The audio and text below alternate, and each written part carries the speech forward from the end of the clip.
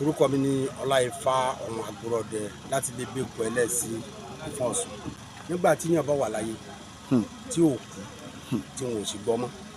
tẹ́nìkan wá ní ọ̀rẹ́ òní. Nínú ẹgbẹ́ tá a la wà tẹ́lẹ̀ ẹni tó jẹ́ nọ́mbà 1 ńbẹ̀ Lórúbìnrin Adélékè. Gómìnà ọlọ́lá jùlọ Aṣíwájú Nurudeen ìpínlẹ̀ ìlú Ẹdẹ. Òun gangan ó náà ń fi ẹgbẹ́ PDP lẹ̀. Àwa níbo ló ń lọ ọ́nú ẹgbẹ́ APC.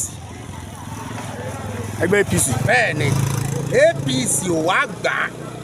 ó wà lọ bọ́nú àkọọ̀dù. Èmi tí mo wá jọmọ lẹ́yìn rẹ̀ tó bá jẹ́ pé ẹgbẹ́ APC ṣẹgbẹ́ tó fìdí múlẹ̀ tó ń gán mọ̀ pé bẹ́ẹ̀ lọ́nà kù sí ṣé yóò kọ́ lọ bẹ̀ kí ló dé òkọ́ lọ pákọ̀dù ló ń kọ́ lọ. Ṣé èmi tí wàá jẹ́ nǹkankan tí mo wá fẹ́ràn pé APC ò mo fẹ́ wá kí wọ́n náwọn gbà mí wọn ò fi mí sẹ́rú wọn fi mí sí ọmọ. Ṣé ó yẹ ká ẹsẹ̀ béèrè lọ́wọ́ mi pé sún yẹ kí n wá wọ́n náwọn gbà mí wọ́n náwọn gbòdìdì gọ́fúnà tó jẹ́ pé ìlú tó wà lórí ìpò lọ́wọ́ ó ló ń bọ̀ ọ̀nà ẹgbẹ́ wọn náwọn ò fẹ́.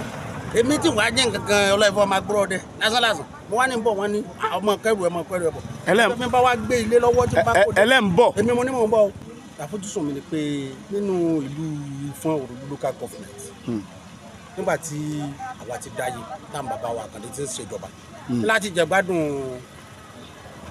ní Òròdú local government ti jẹ̀gbádùn ìjọba àbúrò Ọ̀ṣun. Ìgbà tí APC bá gbàjọba la máa gbádùn lóru. Àpẹẹrẹ nígbà tí bàbá wa Àkàndé ń ṣèjọba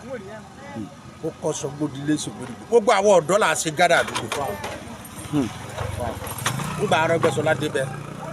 ó yẹ sí lọ́tún ó yẹ sí lósì. Bẹ́ẹ̀ ni nígbà tí ọmọọba Gbóyèga Oyètọ́lá débẹ̀ òṣìṣẹ́ lọ́sùn jẹ àkábàámọ̀ àwọn gbogbo wọn dẹ̀ ń tọ́jú òṣìṣẹ́ ń gbó rẹ tí ń pé abẹ́ẹ̀kọ́ tó nígbà tí Aṣíwájú Bọ́lá Ahmed Tinubu débẹ̀ ìjọba àbílẹ̀ Òròdú yìí a gbọ́dọ̀ sọ pé àrọ́wọ́ rẹ̀ ẹ gbọ́ mi torí tó bá fi mú tí a dìbò fún alága kánsù tí ẹgbẹ́ kan débẹ̀ tí ò sì jẹ́ wọn ó dún kánsù tí Tinubu wá débẹ̀ tó ẹ jẹ́ àwọn alága wọn lọ dún bẹ̀ tó tí alága ò bá sí kánsù ìlú ò lè fararọ̀ ìlú ò lè gbádùn ní tí wọ́n ń ṣẹlẹ̀ láàrin wọn kò lè yé àwa tá a jára àlú ṣùgbọ́n àwọn ọba tó yé wa ń bẹ̀ ni pé nígbà tí Alhaji Isiaka Gbóyèga Oyètọ́lá kú lórí ìjọba àdìbò alága kanṣu àbí bẹ́ẹ̀ kọ́ tá a sì mọ̀ alága kan wà ń bẹ̀ òjijì láti fáwọn alága yẹn pòórá níbo ni wọ́n wà sẹ́ńtì parí ìjọba ọdún 4 ni àfírí wọn àmọ́ o ṣùgbọ́n Tinubu débẹ̀ ló tó wú jáde pé àwọn àfojúsùn tèmi wá rí pé gómìnà rí ngbà náà tó fi wò pé inú ẹgbẹ́ ni ọ̀nà kù sí fún un. àti wọn náà wọn ò gba gómìnà náà wọn náà wọn lọ àkọọ̀dù èmi máa kọọ̀dù dáadáa mọ́tò tí mo ti lò rí ni kì í gbéyàn débi ire o kò lè gbé ọdẹ lẹ̀ lé ọwọ́ rí òyọ̀ ọwọ́ àkọọ̀dù ọyọ̀ ọyọ̀ náà ni yóò yọ ọ́ náà ni ẹ lọ wádìí dáadáa ẹni tó bá ń lo àkọọ̀dù mo ti lò dáadáa mọ́tò mo lo jíìbù ẹ̀ mo lo kìnìún ẹ̀ ní máa yáwọ́ ni kì í gbéyàn dé lẹ̀ lérí dídàwọ̀ òfin tẹ̀lé gómìnà lọ bẹ̀nu kì í ṣèjà tó túmọ̀ sí pé ká ní ẹgbẹ́ APC gba gómìnà náà nínú ẹgbẹ́. ibẹ̀ lájọ wà ní ìsìn ẹgbẹ́ APC ni pé sẹ́rẹ́ ni tó bá ti nígbàgbọ́ nú ara ẹ̀ nígbàgbọ́ nú Ọlọ́run o ìgbàgbọ́ wọn nínú ara wọn pé ẹgbẹ́ àwọn wọlé ẹgbẹ́ àwọn tún wọlé APC làwọn máa ṣe ní kí wọ́n máa lọ ẹ tó bá lórí ọwọ́ kan kì í dalẹ̀ ẹ tí ẹ bá dalẹ̀ làwọn á tẹ̀lé ìgbàgbọ́ ìmọ̀ràn mi fún ẹgbẹ́ APC ni pé orí ọwọ́ tí wọ́n wà ní kí wọ́n dúró sí kí wọ́n sì fi ti àwọn ẹgbẹ́ kan ṣàríkọ́gbọ́n fásitàn ò gbọ́dọ̀ mọ́ sí nínú ẹgbẹ́ ó sì yẹ kí yẹn lè mọ́ dánú rò tí yẹn ò bá ti lè dánú rò gbẹ̀gìrì lórí rẹ̀ sì ni nígbà tá a bá ní à ń ṣe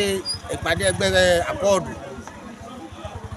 àwa amúfìlà pé àkọọ̀dù àfilérí àwa dúnlé ẹgbẹ́ PDP ṣe ìpàdé àkọọ̀dù. ọ̀rọ̀ ìbò ọjọ́ kẹjọ oṣù kẹjọ ọdún 2026 náà wà ìbò tí Olódùmarè ti dì fún Aṣíwájú Nurudeen Bọ́lá ọmọ Oyèbánjí torí pé tó bá jẹ́ pé bí gómìnà tó ń ṣèjọba lọ́wọ́lọ́wọ́ yìí bó ṣe fi ẹgbẹ́ rẹ̀ lẹ̀ bọ́ sínú ẹgbẹ́ onítẹ̀síwájú APC tí wọ́n bá gbà láàyè tí wọ́n mú ìrètí rẹ̀ náà ni pé òun lè tó rò nǹkan mọ̀ pé inú APC lọ́nà sì wà bó ṣe jẹ́nu mo mọ̀ pé lágbára lọ́wọ́ Elédùmarè nínú ìtàn ayé tèmi ìtẹ̀lé yẹn kó mọ́ wọlé rí torí a bẹ Olódùmarè sí yóò ṣiṣẹ́ sí Muyideen Bọ́lá ọmọ Ìbánjí ní agbára lọ́wọ́ Elédùmarè òun ní ìbò ọjọ́ 9 oṣù 9 òní INEC ni wọ́n announce pé àwọlé àdìbò àwọlé abẹ gbogbo Ọ̀ṣun kó mọ̀ síjà kó mọ̀ síta à ń bọ̀ ó àti dé bó ṣe jẹ́nu.